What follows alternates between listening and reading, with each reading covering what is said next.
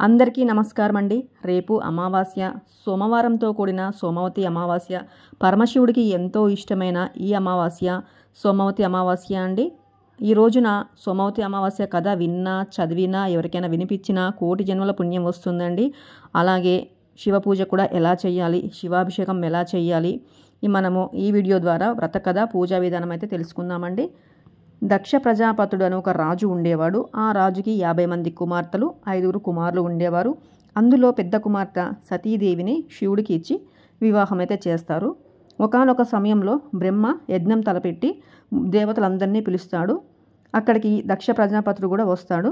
మునులు, దేవుళ్ళు అందరూ లేచి నిలబడి మర్యాద ఇచ్చి దక్ష ప్రజాపతికి ఆహ్వానం అయితే పలుకుతారు. శివుడు మాత్రము చూసి చూనట్టు కూర్చుంటే దానికి దక్ష ప్రజాపతికి కోపం వస్తుంది. అల్లుడు మర్యాద ఇవ్వలేదు అని కోపం వచ్చి అక్కడి నుంచి వెళ్ళిపోతాడు.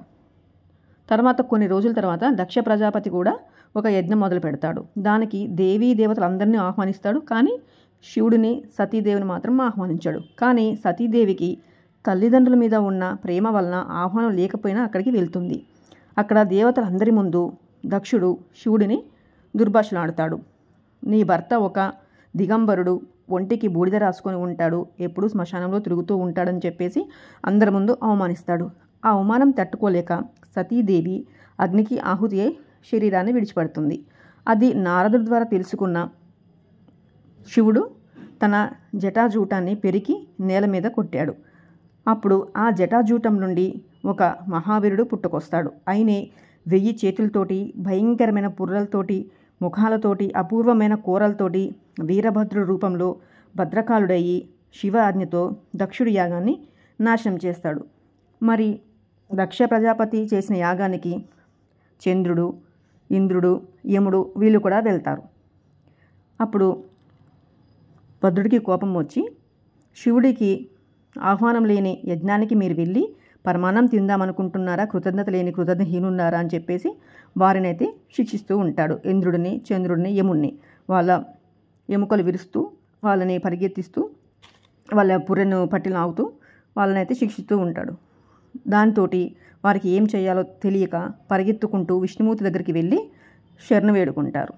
మీరు చేసింది తప్పే, దైవదూషణ జరిగేటప్పుడు అక్కడ ఉండి కూడా అడ్డుకోకపోవటము ముమ్మాటికి తప్పే. దీనికి ఒకటే మార్గము, శివుడిని శరణ వేడమని చెప్తాడు.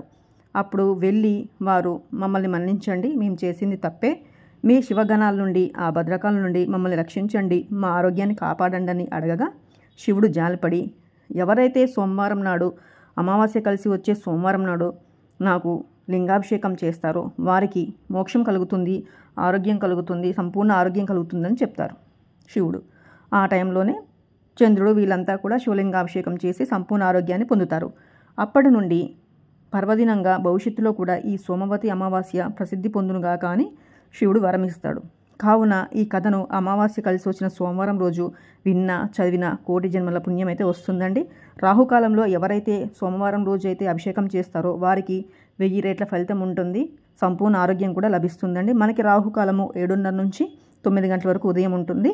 అలాగే పూజ కూడా ఈరోజు రావి చెట్టుకి 108 ప్రదక్షిణలు అయితే చేయాలండి. అది కూడా శివుడే. నా ప్రీతి కోసము నాకు విష్ణుమూర్తి అంటే చాలా, నందీశ్వరుతో చెప్తాడు, నాకు విష్ణుమూర్తి అంటే చాలా ఇష్టము, నా ప్రీతి కోసము ఎవరైతే రావి చెట్టు చుట్టూ 108 ప్రదక్షిణలు చేస్తారో వారికి శివకేశవుల అనుగ్రహం ఉంటుంది అని చెప్తాడు.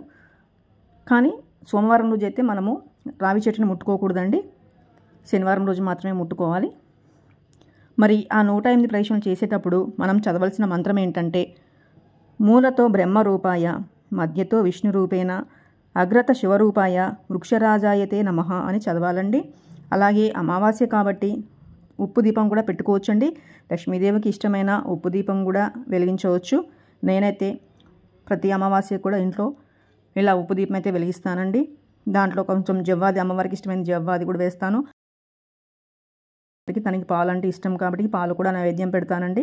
ఎవరైతే సోమవారం రోజున శివాలయంకి వెళ్తారో, శివుడి అభిషేకం చేస్తారో, శివనామం చేస్తారో, రావి చెట్టు చుట్టూ ప్రదక్షిణ చేస్తారో వాళ్ళకైతే మోక్షము, సంపూర్ణ ఆరోగ్యం అయితే సిద్ధిస్తుందండి. చూశారు కదా అండి సోమవతి అమావాస్య పూజ వ్రతం ఎలా చెయ్యాలో.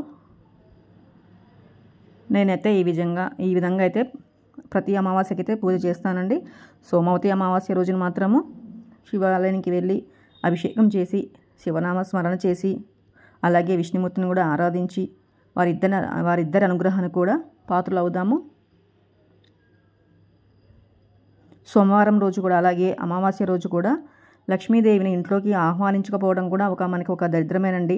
కంపల్సరీగా ఆ రోజు లక్ష్మీదేవి అయితే పూజ అయితే చెయ్యాలి కదండి. అమావాస్య కదా అని వదిలేయకూడదండి. కంపల్సరీ పూజ అయితే చెయ్యాలి. ఆ రోజు ఇల్లు తుడుచుకునేటప్పుడు నీటిలో కొంచెము పసుపు గల్లుప్పు కూడా వేసి తుడుచుకోవాలి. గడపలకు చక్కగా పసుపు కుంకుమ బొట్లు పెట్టి అమ్మవారిని అయితే ఆహ్వానించాలి. కొంతమంది అమావాస్య రోజు బూజులు దులుపుకోరండి.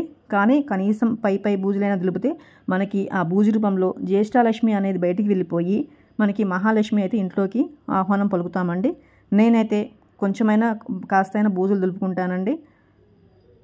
తలస్నానం కూడా చేస్తాము, కానీ తలంటుకోకూడదండి. ఎవరైతే చక్కగా ఈ పూజ చేసుకుంటారో వారికైతే మోక్షం కలుగుతుంది.